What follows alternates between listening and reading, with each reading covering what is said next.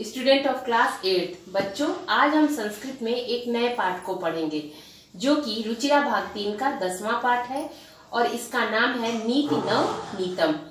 इस पाठ में मनुस्मृति द्वारा संकलित कतिपय कुछ श्लोकों का संकलन किया गया है जो कि सदाचार की दृष्टि से अत्यंत महत्वपूर्ण है। यहाँ माता पिता तथा गुरुजनों को आदर और सेवा से प्रसन्न करने वाले अभिवादनशील मनुष्य को मिलने वाले जो लाभ हैं उनकी चर्चा की गई है। इसके अतिरिक्त सुख दुख में समान रहना, अंतरात्मा को आनंदित करने वाले कार्य करना तथा कई तरह के शिष्टाचारों का और सत्य मार्ग का अनुसरण करने वाले कार्य का उल्लेख किया गया है। तो आइए पाठ को प्रारंभ करते हैं। पहला श्लोक, अभिवादनशीलस्य नित्यं वृद्धोपसेविनः चत्वारितस्य वर्धन्ते आयुर्विद्या यशो बलम। अभिवादनशीलस्य, पहले श्लोक का हिंदी अनुवाद जानने से पहले हम उसका कठिन शब्दों का अर्थ जान लेते हैं। प्रणाम करने के स्वभाव वाले व्यक्ति, वृद्धोपसेविना बड़े बूढ़ों की सेवा करने वाले, चत्वारी चार, वर्धन्ते बढ़ते हैं, आयु विद्या यश और बल, अर्थात कि जो व्यक्ति प्रणाम करता है अर्थात सभी बड़ों का आदर करता है, उनका सम्मान करता है, अपने माता पिता को नित्य प्रणाम करता है, बड़े बूढ़ों की सेवा करता है, उस व्यक्ति की क्या होती है, चार चीजें बढ़ जाती हैं। कौन कौन सी? आयु, उम्र, विद्या, प्रसिद्धि और ताकत। अर्थात कि ऐसे व्यक्ति जो अपने माता पिता को नित्य प्रणाम करते हैं और बड़े बूढ़ों की सेवा करते हैं, उस व्यक्ति की आयु विद्या यश और बल अपने आप ही बढ़ जाते हैं। दूसरा श्लोक, हियं माता पितरौ कलेशं सहेते संभवे नृणाम न तस्य निष्कृति शक्या कर्तुं वर्षतैरपि। अब देखिए, माता पितरौ, माता और पिता, क्लेशम कष्ट, सहेते सहते हैं, संभवे उत्पन्न या पैदा होने पर, नृणाम मनुष्यों के, निष्कृति निस्तार, शक्या सकता है, वर्षतैरपि 100 वर्षों में भी। कहते हैं कि मनुष्य के जन्म के समय जो कष्ट माता पिता सहते हैं, सहेते मतलब सहते हैं, उस कष्ट का बदला या निस्तार अर्थात उस कष्ट का जो कर्ज है वह 100 वर्षों में भी नहीं चुकाया जा सकता। वर्षतैरपि मतलब 100 वर्षों में भी नहीं चुकाया, सक्या मतलब जा सकता है। तयोर नित्यं प्रियं कुर्यादाचार्यस्य च सर्वदा ते स्वेव तुष्टेषु तपः सर्वं समाप्यते।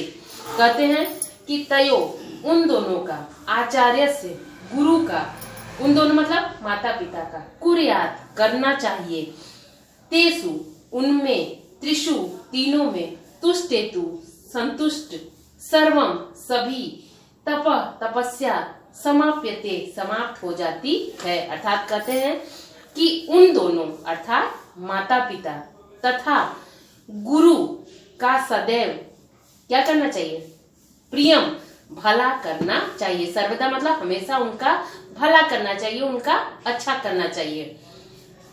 उन दोनों के, तेस्वे उन दोनों के संतुष्ट होने पर, त्रिशु अर्थात उन तीनों के संतुष्ट होने पर, तुष्टेष मतलब संतुष्ट होने पर, तपः सर्वम समाप्यते हमारी सभी तपस्याएं समाप्त हो जाती हैं। अर्थात हमें हमारी सभी तपस्याओं का फल मिल जाता है। वो आज या कल हमारी जो तपस्या रहेगी उसका फल हमें जरूर मिल जाता है। तो इसका मतलब है कि अगर माता पिता और हम गुरु का हमेशा भला करें तो जो हमारी तपस्या है और वो लोग अगर संतुष्ट हैं तो हमारी तपस्या का फल हमें अवश्य मिलता है। सर्वं परवशं दुःखं सर्व आत्मं वशं सुखम एतद् विद्या तत्समासेन लक्षणं सुख दुःखयोः। सर्वम परवशम, देखिए इसका कठिन शब्दार्थ देखते हैं कि सर्वम सब कुछ, परवशम दूसरे के वश में, आत्मवशम सर्व मतलब सभी, आत्मवशम मतलब कि अपने वश में सुख दुखयोग, सुख और दुख का समासेन संक्षेप में लक्षणम लक्षण विद्यात होना चाहिए। ये क्या है? ये दो शब्द से मिलकर बना है। तो कह रहे हैं कि सर्वम सब कुछ, परवशम दूसरे के वश में होना, क्या है? सब कुछ दूसरे के वश में होना दुख का कारण है, दुख है। और सर्वम और सब कुछ अपने वश में होना क्या है? वो सुख है, सबसे बड़ा सुख है कि आप सब कुछ अपने मन से करें, वो क्या है? आपका सबसे बड़ा सुख है। एतद विद्या तत्समासेन, कहते हैं कि इस विद्या को संक्षेप में, कहते हैं इस विद्या को संक्षेप में, समासेन मतलब संक्षेप में, इस सुख और दुख के लक्षण को हमें जान लेना चाहिए। कहते हैं कि इस विद्या को, अर्थात जो सुख दुख रूपी ये विद्या हमें ऊपर बताई जा रही है, ऐसी विद्या का लक्षण हमें जान लेना चाहिए। यत् कर्म कुर्वतो अस्य स्यात् परितोषो अंतरात्मनः तत्प्रयत्नेन कुर्वीत विपरीतम तु वर्जयेत। कहते हैं कि इसका कठिन शब्दार्थ देखिए।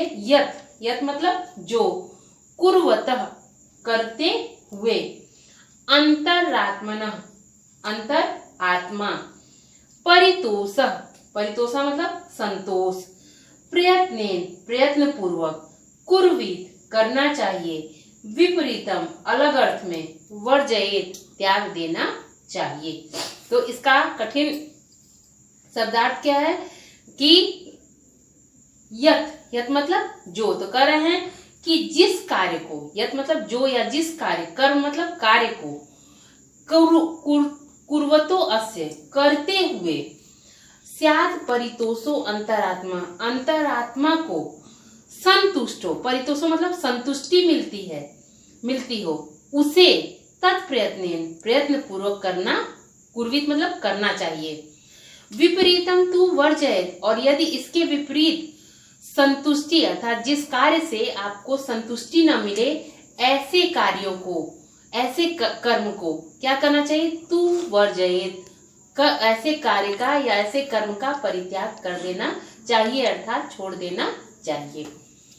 दृष्टिपूतम न्यसेत पादम, वस्त्रपूतम जलम पिबेत, सत्यपूताम वदे द्वाचम मनः पूतम समाचरेत। कह रहे हैं कि दृष्टिपूतम अर्थात नजर से पवित्र, पदम पैर, न्यसेत रखना चाहिए, वस्त्रपूतम वस्त्र से पवित्र, पीवेत जल को पीना चाहिए, जल मतलब पानी, पीवेत मतलब पीना चाहिए, सत्यपूताम सत्य से पवित्र, वाचम वदे आचम मतलब वाणी अर्थी बात को, वदेत मतलब बोलना चाहिए, और मनः पूतम मन से पवित्र, समाचरित मन से पवित्र, समाचरित मतलब आचरण करना चाहिए। तो कहते हैं कि दृष्टिपूतम, दृष्टि मतलब नजर द्वारा पवित्र, अपने पैर को नजर से अर्थात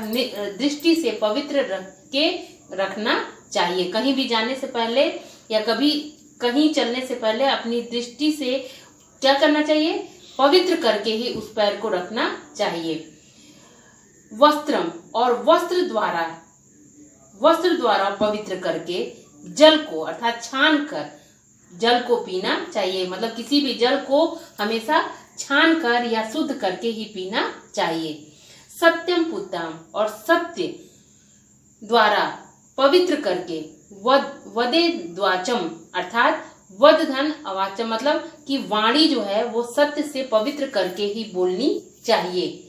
मनः पूतम समाचरित तथा मन द्वारा पवित्र समाचरित आचरण करना चाहिए, अर्थात कि मन से जो पवित्र आचरण हो उसी को हमेशा करना चाहिए। अर्थात कि इसका तात्पर्य क्या है कि मन जब पवित्र होगा तो उस तरह का आचरण भी आपको पवित्रता देगा।